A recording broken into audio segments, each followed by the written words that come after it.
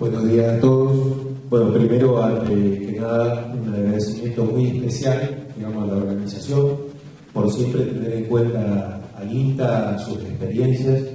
Casualmente, una de las premisas sobre esto es que vamos a hablar sobre algunas de las alternativas que manejamos de aguada, para ganadería en el área de secano. Específicamente en el tema productivo, como bien se lo ha mencionado, y también mencionar, y si bien ahora no vamos a tener tiempo, pero que siempre está a disposición, digamos, el INTA también maneja dentro de los ambientes rurales y periurbanos algo estratégico que es el agua para el consumo humano, agua segura, sobre todo en lo que hace a tecnologías apropiadas, tecnologías blancas, y que eso se los dejo, digamos, como porque esto debe ir acompañado, si nosotros queremos manejar el agua eficientemente, tanto para el aspecto productivo, el agua en primer lugar debe estar también disponible para las personas que viven en los espacios rurales. Ahora, ¿cuál es la problemática dentro de un gran ambiente en el que nos toca vivir? El Gran Chaco sudamericano, en el cual el agua subterránea puede ser escasa, irregular, a mala calidad, en profundidades que hay que tener en cuenta, a veces de escasos metros hasta grandes profundidades. Las lluvias por lo general se concentran en el verano, régimen monzónico, eso hay que tenerlo muy en cuenta cuando se capta agua de lluvia, por ejemplo. Hay una irregularidad según los periodos hidrológicos, en secos, en húmedos. Para mí es mucho más fácil venir a hablar cuando está lloviendo que cuando está la cosa muy complicada, porque nosotros todavía no sabemos hacer llover. Entonces, cuando la cosa está sumamente complicada, la gente espera que se produzca el milagro, y los milagros, en este caso, en lo tecnológico, todavía no existen. Entonces, para nosotros, la planificación estratégica es sumamente necesaria, digamos, para que tengamos los menores riesgos posibles.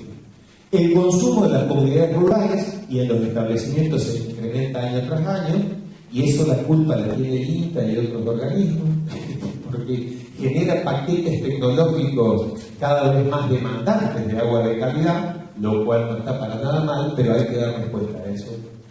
Y sobre todo, en ambientes como los que nos toca vivir, hay un desconocimiento sobre el manejo sustentable del recurso hídrico vital para este tipo de situaciones.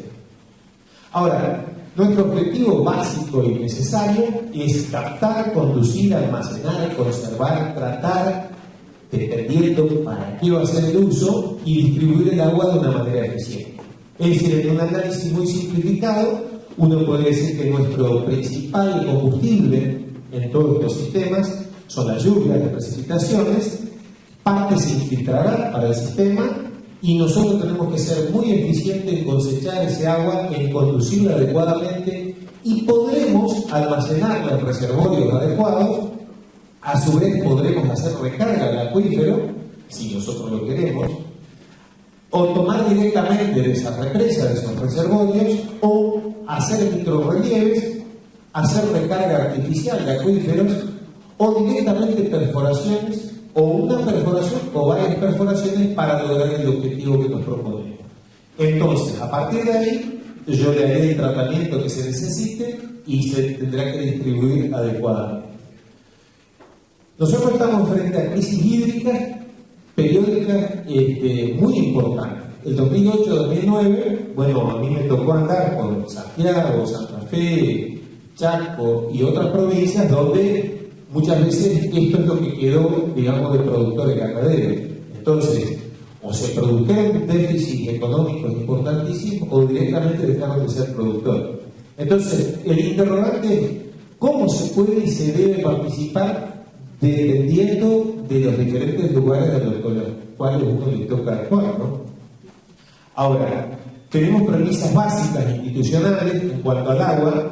Optimizar los sistemas tradicionales. Nosotros siempre repetimos esto, que no queremos descubrir la pólvora, sino que los sistemas tradicionales que existen deben ser eficientizados. Utilizar tecnologías lo más simples, pero que sean eficientes, capaces en lo posible de ser instaladas, pero sí manejadas y mantenidas por los propios usuarios. Para eso deben ser capacitados y para eso primero deben ser consultados acerca de si aceptan determinadas tecnologías o no. No vale de nada implantar tecnologías que los propios usuarios no están de acuerdo, no están convencidos. Por eso nosotros dentro de la institución generamos, adaptamos, validamos y luego transferimos tecnologías apropiadas para propósitos múltiples.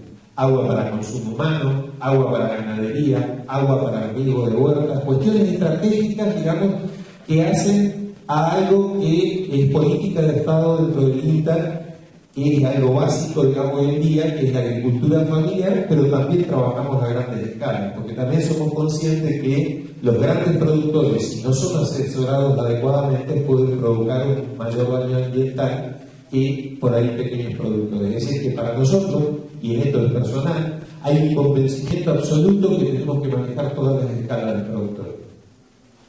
Por eso, que nosotros estamos también convencidos que si no capacitamos a nuestros propios técnicos, a los técnicos con los organismos que interactuamos, a los técnicos privados, a los productores y, como bien se mencionó en la charla anterior, muchas veces nos autoconvencemos nosotros, pero si los que tienen que tomar decisiones no saben, no conocen las tecnologías que hoy están disponibles, difícilmente pueden tomar las mejores decisiones para que sea sustentable ambientalmente, pero también para que económicamente sea sustentable el productor. Yo de dónde provengo ahora, en realidad estuve 22 años en Santiago del Estero trabajando, no es que me echaron, sino que tuve que irme por otras razones, digamos, pero desde hace 5 años estamos en Santa Fe y uno dice, bueno, los santafesinos, ¿qué problema hay? ¿De qué se quejan? Y yo me quejo bastante del lugar donde trabajo en el sentido del agua. ¿Por qué? Porque tengo zonas con altas concentraciones de sal y de arsénico en el agua subterránea. Entonces, y ahí es donde está la mayor cantidad de vacas y cabras y demás animales donde se produce. Y donde eso se debe tener muy en cuenta. No el arsénico, porque no tiene ningún sentido. Para el tema animal, eso no juega, pero sí las sales y el tipo de sal. Y que muchas veces condicionan fuertemente la producción e incluso matan animales. Entonces, este es un mapa de aptitud agrícola del suelo. Lo que está en verde es aptitud agrícola. Así que claramente nosotros tenemos 3 experimentales, donde a mí me toca trabajar en ese área de trabajo, las otras 2, una es mixta y la otra es agrícola, pero nosotros claramente estamos trabajando en zona de ganadería de carne, de cría. Las diferentes maneras de obtener agua en la gran región: captación de agua de lluvia en represas, captación de agua de lluvia en aljibes para el consumo humano, extracción de agua subterránea de pozos y perforaciones donde lo permita la calidad, utilización de agua superficial de canales, arroyos o ríos donde los haya, transporte con camiones cisternas, que nosotros queremos que eso se minimice y lo ideal, la utopía sería que se anule, sobre todo en las épocas difíciles, y los acueductos estratégicos que se puedan dar en determinados lugares. ¿Cuáles son los principales problemas que nosotros detectamos? Falencia de infraestructura adecuada al manejo del agua. Esa es una de las principales falencias. Hoy en día se habla mucho de cambio climático. Nosotros sí, cambio climático estaríamos igual en el horno, porque falta infraestructura para periodos hidrológicos secos, fundamentalmente, y también para los excesos. Y hay un desconocimiento sobre el aprovechamiento sustentable de los recursos hídricos para propósitos múltiples según los ambientes. Entonces, las estrategias que nos propusimos, utilizar el agua de lluvia complementada con las otras fuentes a escala predial. El INTA es muy fuerte en este aspecto y tiene una incumbencia, digamos, en eso, es decir, nosotros proponemos tecnología para que los propios productores en sus establecimientos, en sus comunidades, puedan implementar esto. Obviamente vamos de la mano con el complemento de obras del Estado como acueductos de escala regional o plantas de osmosis inversa. Nosotros no estamos para nada disconformes con eso, todo lo contrario. Todo lo que complemente al abastecimiento de agua, bienvenido sea. Ahora, la variable fundamental en este tipo de sistemas son los pluviómetros. ¿Y qué nos permiten los pluviómetros? Medir la cantidad de lluvia. Y por eso, en Chaco, nosotros ahora estamos en este sector, yo ya tengo una idea de en qué ambiente y qué sistemas puedo desarrollar. Distinto es si estaría en la Puna, por ejemplo, donde no me llueve. Yo jamás propondría un sistema de captación de agua de lluvia, ¿no es cierto? Pero acá el potencial es enorme en toda esta región para aprovechar eficientemente el agua de lluvia. Ahora, por ejemplo, en el noroeste santafesino, donde yo tengo un promedio de precipitación de 857, un poquito más exigido que acá, más o menos, me voy un poco para Pampa del Infierno y demás, y ya la cosa se empareja bastante. Yo no tengo que trabajar con promedios, porque si no, muchos años de las series los voy a tener con mucho déficit. Por eso se trabaja con recurrencia, es decir, con periodos de recurrencia más bajos, para que en muy pocos años yo tenga periodos de déficit, y eso ingenierilmente es aceptable. Ahora, el análisis de las tormentas, de las lluvias, se hace de una mejor manera. No es lo mismo que yo diga llovió tanto que diga cómo llovió. Para eso están las estaciones meteorológicas que hoy en día poco a poco se van implementando en todo el país, a donde yo sé con qué intensidad, porque no es lo mismo que yo diga llovió 62 que me diga cómo llovió, si llovió fuerte o no, porque eso me va a permitir saber si hay escorrentía, si yo puedo captar agua de lluvia en el terreno natural o no. En los techos no es tan complejo, pero igual, para los diseños yo debo tener en cuenta cómo llueve. Ahora, ¿cómo ubico y calculo una aguada? Entendiendo que aguada es un lugar donde se recepta el agua para brindar a los animales, en este caso, y la demanda, el objetivo final es cubrir esa demanda planificada. Ahora, en zonas de secano, con acuíferos de escaso rendimiento, con limitantes químicas, es decir, con agua salada o amarga, para nosotros es válido proyectar manejos mixtos de agua de lluvia más agua subterránea. Entonces ahí minimizo los riesgos de quedar sin agua. ¿Cómo dimensiono? Tengo que tener en cuenta la demanda, las pérdidas, los censos, máximos periodos sin lluvia, la evaporación, es otro elemento no menor. Y sobre todo estos periodos, que son cuando a mí me llueve poco, que prácticamente mis almacenamientos no van a volver a ser alimentados. O sea que en estos periodos donde debe aguantar el sistema, aprovisionando con agua para que siempre durante el año, durante 2 años, tenga agua. Ahora, las pérdidas producidas en los reservorios se pueden disminuir en base al diseño de las represas. Yo siempre tengo que hacer exponer lo menos posible al sol la demanda que se me va a evaporizar, digamos, y que yo no la voy a poder ocupar. Y la tengo que tener en cuenta, porque esa es otra demanda más. Entonces, la evaporación es un elemento que juega muy fuerte en las represas. Todo el tema sacote de datos, yo quiero que se fijen en esto. Esto es una fuente de INTA de Santiago del Estero, de Ñatuya, un lugar con muchísima evaporación, a donde a mí un metro 60 por año se me mata. Entonces dicen, se me secan todas las represas. Y eso no es cierto. ¿Por qué? Porque yo tengo que tener en cuenta ese periodo donde no me llueve. Mientras a mí me esté lloviendo, no me importa si yo lo tuve en cuenta a esa demanda, porque me lo va a contrarrestar. Pero acá, donde no me llueve o no me llega la represa, yo tengo que tener en cuenta esos 75 centímetros, que son como si yo estaría consumiendo agua para mis animales. Esta parte tiene que entrar en los diseños de nuestros reservorios. El área de captación y canales encausados. Bueno, después va a haber una charla del ingeniero Wilber Carver, digamos, del Paraguay, donde son expertos en sistemas de sistematizaciones y de captación de agua de lluvia, y donde nuestros sistemas en el 2008-2009 la gran mayoría falló, porque nuestras represas eran espectaculares, algunas por supuesto, pero también estaban vacías o semillenas. Y eso era porque las áreas de captación no estaban preparadas para que abastezcan de manera adecuada en periodos hidrológicos secos. Un área de captación puede estar sistematizada, puede ser natural, pero la idea es que el agua que cae ahí parte, vaya y almacene y reponga el agua de la represa. No se deben cultivar, deben estar clausuradas, todo esto por la contaminación.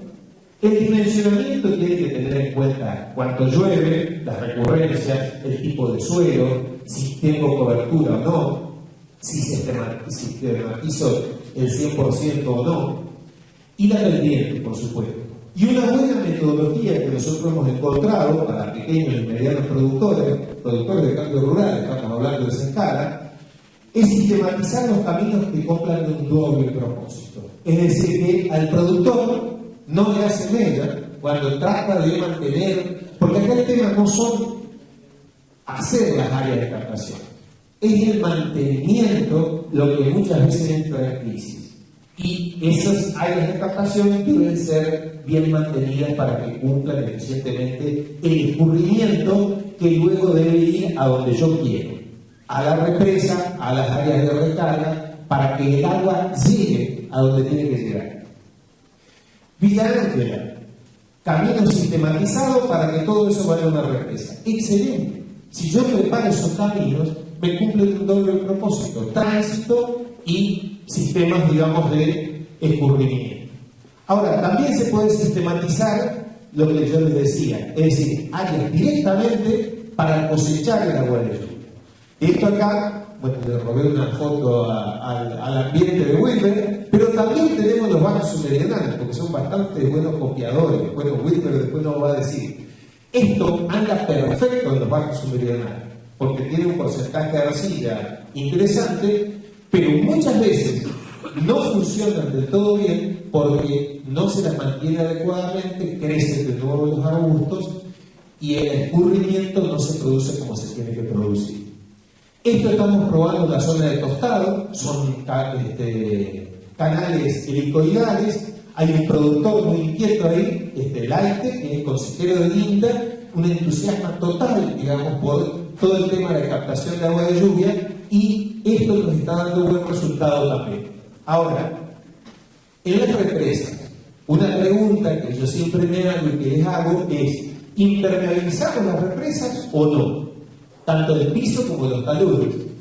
Una primera opción es utilizar la represa para infiltrar el agua. Eso muchas veces anda espectacular, porque yo después la recupero. El tema es si no la puedo recuperar. Entonces, ¿qué pasa ahí? El agua recargada no se evapora como en una represa, no tengo esa pérdida. Se produce un filtrado natural, es decir, que ya no tengo el agua turbia, tengo el agua filtrada.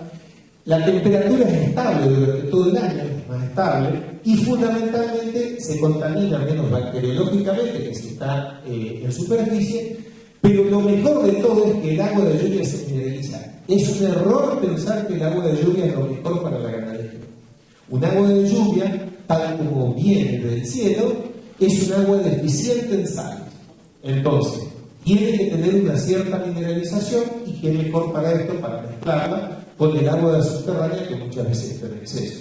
Eso es lo que se pretende. Lo que sucede es que muchas veces geológicamente no se puede recargar al acuífero por exceso de sal o porque está muy profundo, por una infinidad de factores, y entonces yo tengo que optar por manejar por separado el agua de lluvia bien almacenada arriba sin que se me infiltre y se me pierda, y el agua subterránea, y mezclarla.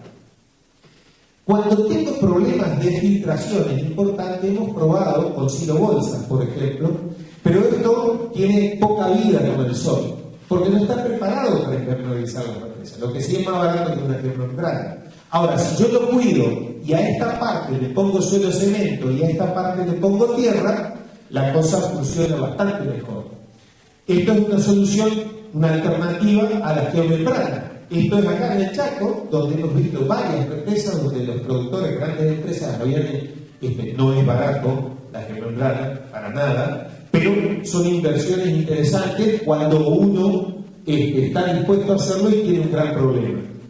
Ahora, nosotros hemos probado con bentonita sódica, es decir, arcilla mezclada con sodio, que para la impermeabilización nos ha dado muy buen resultado en Santiago del Estero.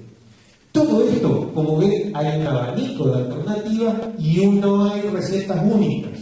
Entonces, lo que se tiene que hacer es estudiar para cada caso qué es lo que más conviene e incluso qué costo tiene. Todas las represas, todos los reservorios deben tener trampas de sedimento. Esto nos mostraron los menonitas en Paraguay, que ellos hacen de lo que captan tienen una pequeña represa, un gran decantador, que lo dejan unas horas hasta que este sedimento decante y después lo bombean cuando se limpia. Es sumamente válido eso para que yo no entarquine, que no acorte la vida útil de los reservorios principales. Nosotros también probamos con decantadores previos a la entrada de las regueras y nos da muy buenos resultados. Es decir, que el agua, el sedimento que se metería acá y que le acortaría la capacidad de volumen en pocos años, yo lo puedo sacar del decantador. Es decir, son obras accesorias a los reservorios que funcionan. Ahora, yo les decía, del agua de lluvia, si yo la complemento con el agua subterránea, la cosa es muy positiva, porque tengo más agua y tengo con la mineralización adecuada si yo la manejo adecuadamente. Ahora, el acceso al agua subterránea, siempre sucede esto. Cuando yo voy a hacer una perforación en un pozo, digo, ¿dónde perforo? Porque no se puede perforar en cualquier lado. ¿A qué profundidad? ¿Qué caudal saldrá? ¿Qué calidad tendrá? Y fundamentalmente, ¿hago un pozo calzado o hago una perforación o varias perforaciones? Bueno, eso obedece a estudios, donde lo que primero tengo que hacer son estudios previos, antes de entrar a pinchar como loco y de gastar dinero innecesariamente. Las imágenes satelitales nos permiten visualizar la probabilidad de existencia del agua en el subsuelo. Solo eso. El que diga lo contrario, miente, lo dice Bazán. Pues lo podemos confrontar con cualquiera, digamos. Porque hay gente que dice, no, por acá seguro que hay agua subterránea. Al seguro se le llevaron precios. Entonces, acá, en zonas, se puede ver antiguos lugares donde anduvo, vaya a saber cuánto tiempo, el río. ¿Y por qué yo busco esos lugares? Porque el río trae arena. Entonces, puede haber agua almacenada en esos sectores. Y esos sectores sí son los lugares donde yo voy a ir a estudiar con mayor detalle a ver qué probabilidades hay. Entonces, nosotros siempre recomendamos realizar prospecciones geoeléctricas con una ramita. No, pero también está el tema de los radomantes. Yo tengo cero conflicto con los radomantes, para mí son el complemento ideal. Si no me entro a pelear con algún jefe de agencia acá cercano. Así que esto es fundamental. Lo que sucede es que esto me marca con mayor precisión que un equipo de prospección geoeléctrica donde hubo una veeta de agua. Lo que no me sabe indicar es la calidad. Y entonces yo lo complemento con una prospección y estoy con el equipo ideal. ¿A dónde se encuentra la cantidad de agua? Busco la calidad de agua con equipos de prospección. Actualmente el INTA tiene, y el Chaco está empezando a tener también esta tecnología y con gente capacitada. Así que esto consiste en tirar cables y en realidad lo que se tira es corriente de un lado a otro a mayores distanciamientos para evaluar qué va pasando en profundidad. Esto es lo que se consigue, esto se llama SEC, sondeos eléctricos verticales, algo muy tradicional, desde hace muchos años se hace, pero hay que tener mucho conocimiento de zona, porque lo único que uno le da es esta cosa. Entonces arreglate, a ver qué pasa ahí. Hay que tener mucho conocimiento de zona.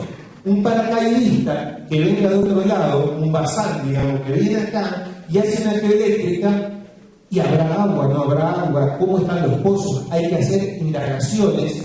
Por eso es que la gente local que tiene estos equipamientos es genial. Una sugerencia fuerte sería que la gente local se capacite junto con el profesional que está haciendo. Y estos valores de la profundidad con la resistividad al paso de corriente, cuanto más resistivo es, mejor es, porque es arena gruesa, permeabilidad con agua dulce. Entonces, yo acá sé que ni para ganadería sirve. O sea que ahí me marca la profundidad y la calidad de manera muy aproximada. El INTA también cuenta actualmente con equipos de resistividad móviles, pero le da toda una tomografía, pero solamente hasta 10 metros y medio. Entonces nosotros en eso estamos sonados en cuanto a profundidades mayores. Pero si tenemos que capturar hasta 10 metros y medio, esto es maravilloso. Ahora, ¿pozos calzados o perforación? Muchas veces se hacen pozos calzados, ¿y por qué? Y circulares, porque yo tengo una mayor superficie de respuesta. Entonces, cuando tengo baja permeabilidad, yo voy por un pozo, pero el pozo es caro hoy en día. Espero que no haya ningún vendedor de pozo calzado, porque si no me va a querer matar. Pero nosotros encontramos la vuelta no con una perforación, sino con varias perforaciones. Pero igual, los pozos andan muy bien, pueden ser de mampostería, pueden ser de placas premoldeadas. El INTI, el Instituto Nacional de Tecnología Industrial, ha desarrollado la gente de Salta unos pozos que son con hormigón in situ, que andan muy bien también, son muy seguros. Es decir, de esto hay un montón. También hay de madera, hay una infinidad de cosas, pero lo fundamental es que sean seguros para la gente y que lleguen a la cuenta. Ahora, si yo voy a hacer una perforación es porque antes hice prospección electrónica o he visto que en los lugares cercanos las cosas andaban bien. Realizo una perforación exploratoria si no conozco y que me permite identificar el nivel del agua y ver la calidad. Y cuando alcanzo la profundidad que yo quiero, realizo un perfilaje de pozo cuando tengo que ir muy abajo. Si no, directamente se prueba y se ve. Y a partir de ahí se hace el diseño. ¿En qué consiste el diseño? Bueno, primero, ¿cómo se perfora? Si la perforación no es profunda, pueden ser perforaciones manuales, rotativa, percusión, gente del IPAFNEA, digamos, que pueden acudir, digamos, tienen tecnología para esto. Y después tenemos la perforación manual y mecanizada, esto la tiene el INTA también, con Ivanov desarrolló esto para que se humanice el trabajo de las perforadoras manuales. También hay perforadoras ya mecánicas, digamos, para el tipo de ambiente nuestro, y si hay que ir más hondo, hay tecnología. El tema son los costos, pero hoy en día esto está muy desarrollado. Lo que sí se pide siempre es que por nuestros lugares de trabajo y nuestra calidad de agua, el material PVC, K10, con filtros que pueden ser artesanales, y en el tema de la elección, los filtros tienen que ir de acuerdo al material del acuífero. No funciona para todos los lugares el mismo filtro. Puede ser artesanal, puede ser de este tipo, pero es clave, digamos, utilizar el grabado artificial de un prefiltro. Es decir, que utilizar este tipo de elementos que rodeen al filtro. Es decir, que puede ser más fino, más grueso, dependiendo del material del acuífero. Entonces eso va acá. Donde está el filtro no tiene que estar en contacto directamente con el material del acuífero, sino la zona del prefiltro, porque eso es lo que filtra. Yo cuando bombeo, siempre lo digo, tiene que salir agua, no agua con arena, agua con barro, porque si no, algo he fallado en el diseño de la perforación. Les cuento rápido algo que estamos haciendo desde el 2010 en adelante, en zonas bien complicadas. Tenemos unos demostradores, fundamentalmente en el campo de productores, salvo que es un campo de cría de tinta de Rafaela, y hacemos investigación y extensión. Es decir, que uno de los mayores desarrollos tecnológicos que hicimos en el establecimiento de la huella, hacemos recarga de acuíferos, estudiamos alternativas con faltas de araña y evaluamos las variables. El productor es un productor mediano, no tiene más de 600 vacas, a veces tiene menos, tiene 3 sistemas. El primero, que se hizo en el 95, el segundo en el 2008, y ahí se le vino la noche, y entonces desesperado dice, hagamos algo profesionalmente con más control. Esos 3 sistemas van a un tanque central de mezcla y los animales, cualquiera sea la parte del establecimiento, consumen la misma calidad de agua. Instalamos estaciones en esos sistemas con pluviómetros, freatímetros para ver cómo estábamos sacando agua, si no estábamos exigiendo demasiado. Instalamos caudalímetros para saber de cuánta agua estábamos hablando, cuánta agua producían esos sistemas, y periódicamente, mensualmente, les diría yo, comparamos calidad de agua con conductímetros. Es decir, para ver si se lo salinizaba, cuánto. Entonces, tenemos un sistema A con aprovechamiento de un cauce viejo, con 4 perforaciones, doble propósito, y utiliza caminos para captar. La represa, otro, pero que tenía una represa sin recarga de acuífero por las perforaciones y por la represa. Y un C, que era muy elemental, que se le metió mucha tecnología. Por ejemplo, el A, con microrelieves, con recarga artificial de las propias perforaciones, el acuífero con exceso de sales, lo que hacíamos era recargar, mejorábamos el agua de abajo y luego la recuperábamos. Es decir, que el molino con 4 perforaciones ubicadas con prospección eléctrica, no en cualquier lugar, unidas para que ese mismo molino saque y lleve al tanque central. El esquema central, y esto siempre es interesante, creo que fue uno de los mayores aportes que hicimos, fue que a la perforación convencional le metimos por la lluvia, que el escurrimiento se meta la lluvia, mejore y la podamos extraer. Es decir, doble propósito. ¿Y cómo es eso? Es muy simple. En una perforación convencional le metemos una T con un dren y a ese dren lo rodeamos con piedra y con arena y listo. Llueve y se mete el agua y se va para abajo. Y luego lo sacamos con el molino o con cualquier bomba. Es decir, el dren, la piedra, la arena y un recubrimiento por las dudas para que no se pisen, no la pisen los animales, pero es conveniente que los animales no entren.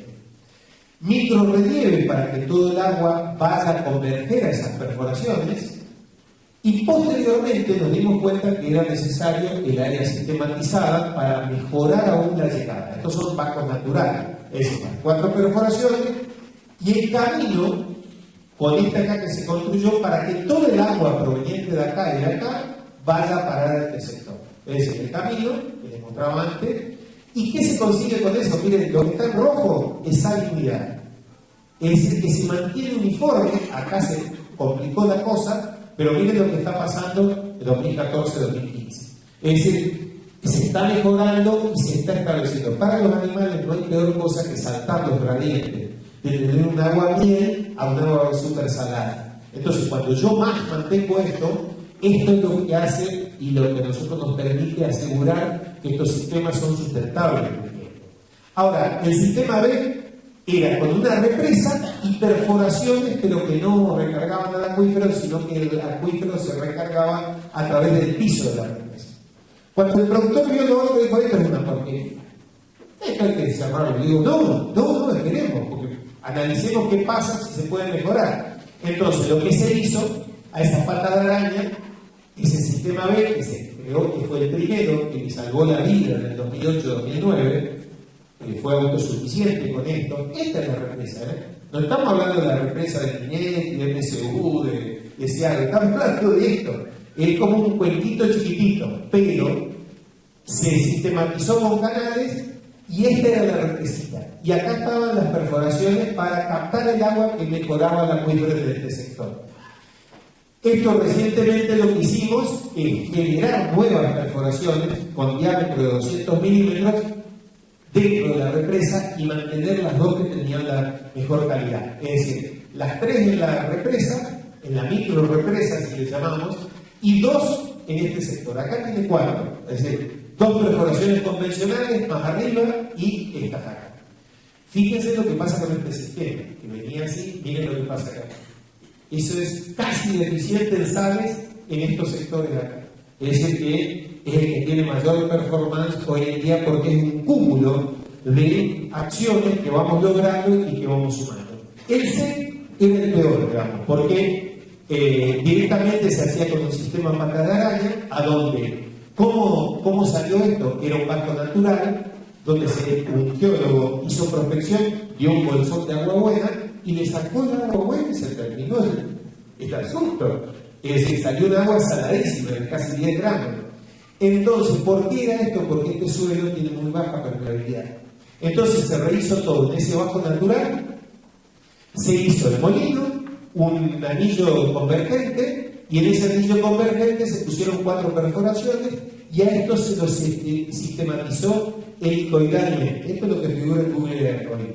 Es decir, que todo este sector convierte con mayor eficiencia el agua a ese sector y lo que se intenta hacer es que a través de este dren el agua vaya para abajo y mejore el agua. Es decir, esto fue después de la primera lluvia y la verdad que y hay otro salto tecnológico importante que hicimos en el 2013 de que los chupadores de las perforaciones, yo creo que por primera vez que se hace eso, sean flotantes, es decir, que sigan la superficie del agua, porque ahí es donde yo tengo menos sales.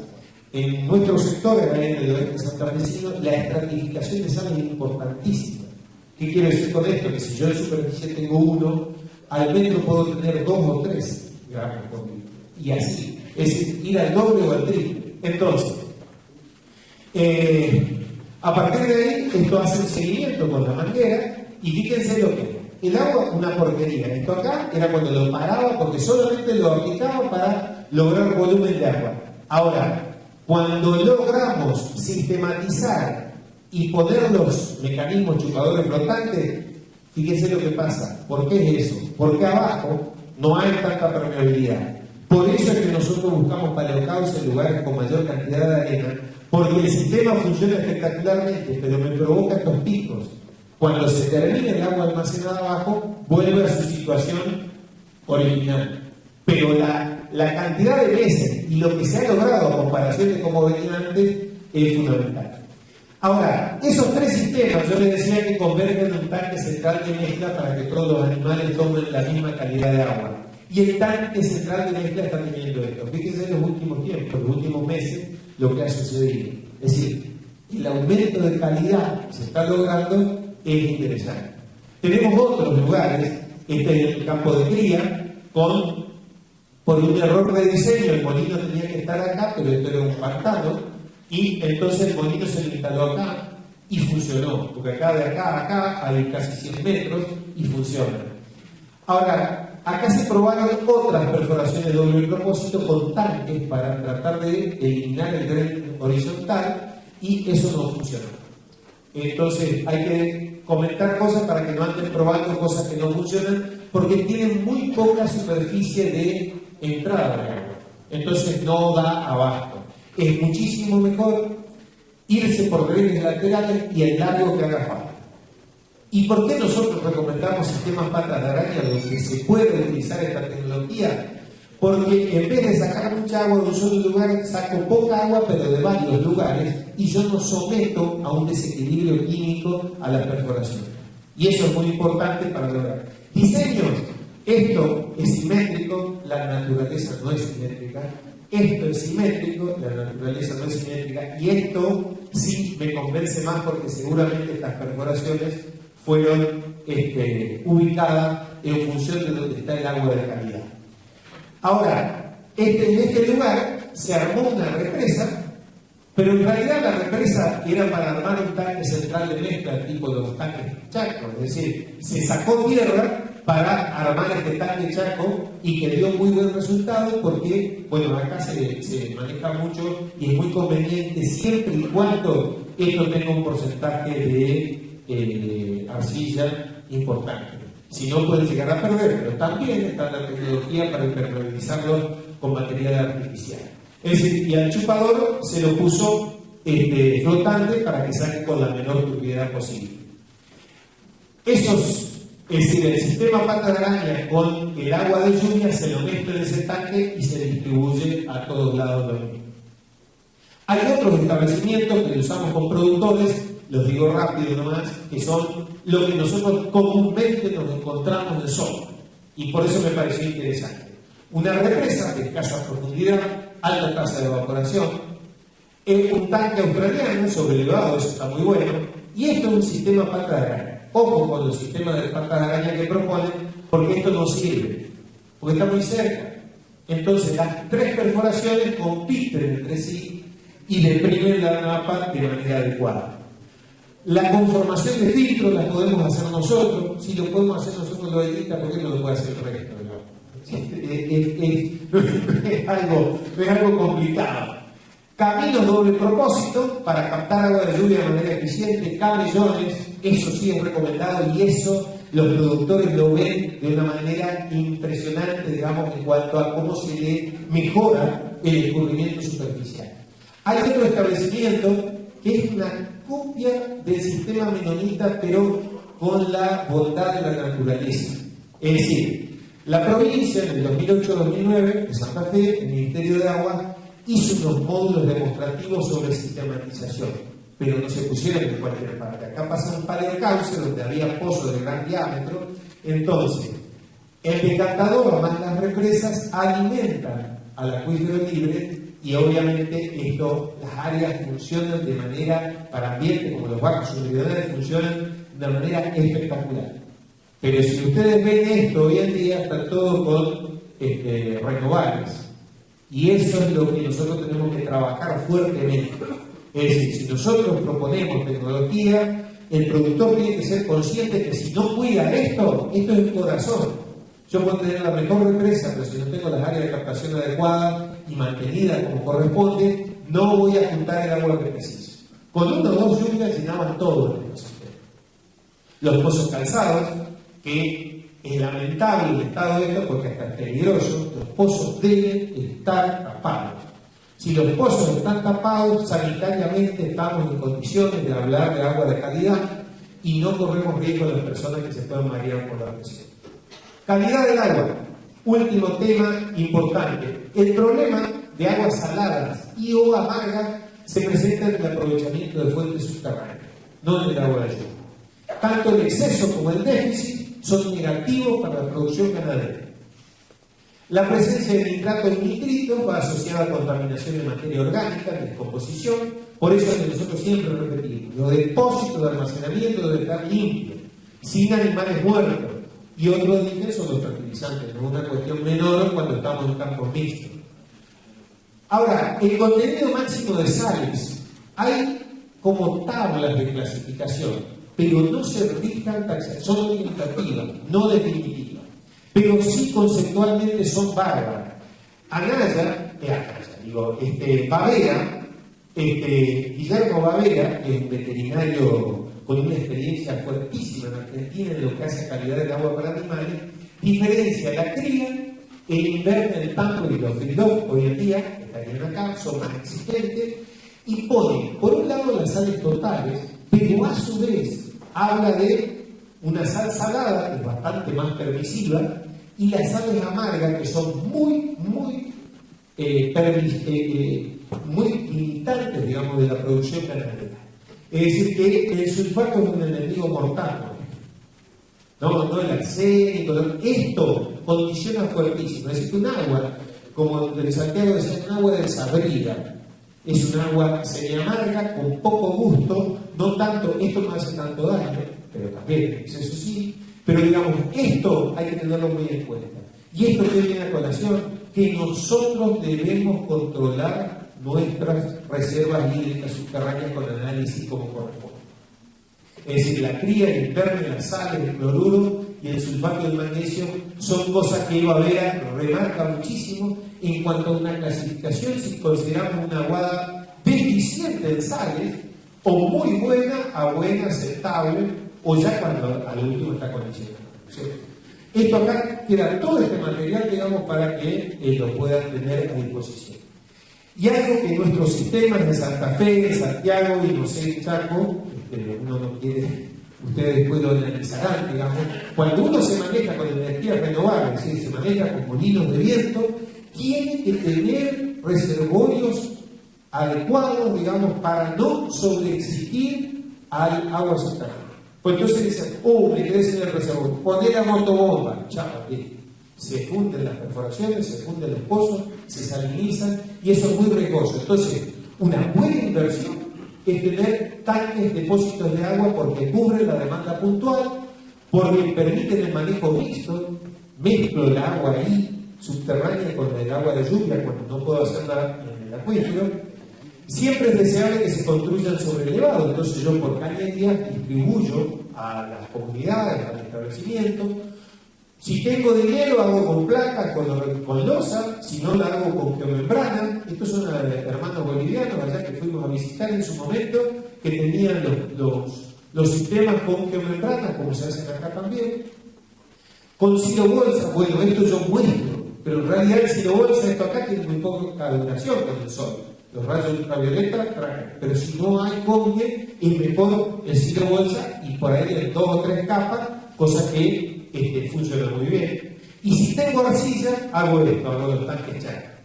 Yo me acuerdo que hubo un ingeniero que me dio esto acá de Formosa y siempre me recrimina y me dice, ¿por qué no me nombraron? Porque no me acuerdo el apellido. Pero si lo ven, digamos, él es el que me dio y con muy buena onda me dijo, mirá lo que se ve con un ala delta. Andaba sacando fotos un compañero con ala delta y esto es fundamental, pues yo tengo agua acá a medida que construyo. A medida que construyo esto voy haciendo la pared, Pero, y si llegaría a tener problemas de filtraciones, lo recubro o le pongo bentonita sódica y tengo solucionado. Pero yo tengo que tener reservorios y almacenamientos suficientes para los años hidrológicos. El manejo y mejoramiento, esto, que es algo común, no debe existir. Los almacenamientos no tienen que tener agua podrida. Es decir, el bicho, la vaca, la cabra, lo que sea, menos mal que no hablan. Es buena medida tapar los tanques, en la medida que se pueda. Esto es caro, pero esto es posible. Alguien se queda a pie, pero luego se lo tapa con silo-bolsa y la cosa, entonces cuando me dicen, no, Mario, con hormigón es caro. No, pero con silo-bolsa no. Entonces, si quiere tapar los tanques es mejor. ¿Y por qué tapar los tanques? Porque no se me evapora el agua, eso podría llegar a ser, alguien me puede decir, no sea tan exquisito, pero sí se genera materia vegetal que después tapa todas las cañerías de distribución, y ahí los quiero ver, destapando cañerías. Hay contexto de cine, es decir, acá está la creatividad. Para nosotros, donde tenemos estratificaciones de sales, y acá también las hay, siempre en los pozos calzados, y ahora han visto que también lo hacemos en las perforaciones, siempre es mejor sacar agua de arriba, es decir, que porque a mayor profundidad del pozo de la perforación, tengo probabilidad de tener mayor cantidad de sales, y muchas veces muchísimo. Entonces, una chupador flotante nunca viene mal.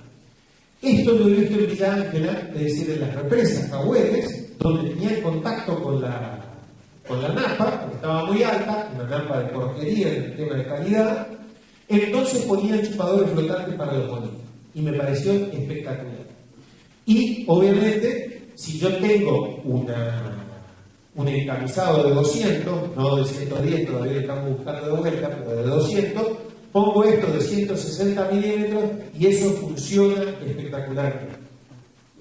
Y por último, la mezcla de aguas. Si yo no puedo recargar al acuífero, lo puedo mezclar en los tanques. Y yo tengo que saber cómo mezclar. Es decir, que para eso, los tanques son depósitos ideales, pero tengo que hacer los análisis químicos correspondientes. Y no una vez al año, y no del 2008, del 2009, no. Tengo que hacerlo cuando se recarga el acuífero y cuando está en el peor momento. Entonces yo sé con qué mezcla tengo que hacer. Por eso tengo que tener actualizados y por estación los análisis químicos. Es decir, que siempre hay que tener eso como premisa si yo quiero ser eficiente en la producción ganadera. Tengo que tener un conocimiento, así como el agricultor sabe qué fertilizantes tengo que colocar, qué agroquímicos utilizar, etcétera, etcétera. Nosotros los ganaderos tenemos que tener un conocimiento mínimo, vital y esencial, que es de la calidad química del agua. Entonces, haciendo una síntesis, tecnología propuesta, se estudia el terreno, referencia a los lugares, que es muy importante. Nosotros hoy en día tenemos con el Google Earth gratis imágenes satelitales, hacemos la prospección geoeléctrica con la radomancia, el que tenga, y se estudian los desniveles. Se elige el lugar adecuado. A partir de ahí, hago el diseño del sistema de captación y escurrimiento para cosechar el agua de lluvia, sistematizo el terreno. Lo puedo hacer con camellones, con caminos doble propósito. El diseño del sistema de almacenamiento superficial o de recarga inclusive y de succión, es decir, opto por una represa o con microrelieves de presiones, con sistemas pata de araña o perforaciones con filtro y prefiltro. Y esto es fundamental y muchas veces no se tiene en cuenta. Los bombeos tienen que ser controlados, depende del acuífero. Yo no puedo usar el mismo sistema de bombeo, el mismo caudal, si el acuífero no da. Esto es como un vehículo, como cualquier cosa. Yo no puedo exigir más de lo que la máquina da. Entonces, para nosotros allá nos da resultado los sistemas pata de araña. Acá habrá que ver en cada situación. La extracción para nosotros debe ser lenta y continua en el tiempo, para situaciones de permeabilidad baja, tanques de almacenamiento acorde a la demanda y al sistema de bombeo. Y fundamentalmente tenemos que ser conscientes que todo lo que se extrae se debe reponer, o de manera natural o de manera artificial. Pero eso de allá abajo no es magia, digamos, es la naturaleza, que si nosotros le ayudamos, posiblemente logremos la sustentabilidad ambiental, pero esto también debe ir de la mano, porque lo ambiental debe ir acompañado del productor, tiene que vivir. Entonces, si eso va de la mano, esto cierra de manera perfecta. Así que, bueno, y yo estoy en representación de muchos técnicos. Dentro del INTA trabajamos articulados con el Instituto Nacional del Agua, trabajamos con investigadores, extensionistas, tratamos con los ministerios de agua. Acá es clave trabajar con el AMPA. ¿Y por qué trabajar con el AMPA? ¿Y por qué es el que tiene el poder de policía y el que tiene una regla de juego en cuanto al agua? Entonces, los productores, junto con el INTA, junto con el APA y junto con las instituciones que les gusta articular y manejar sustentablemente los recursos naturales, tienen que ponerse de acuerdo para que pensar en conjunto cómo llevar a cabo estrategias, digamos, de aguadas para ganadería, entre otras cosas. Bueno, muchas gracias.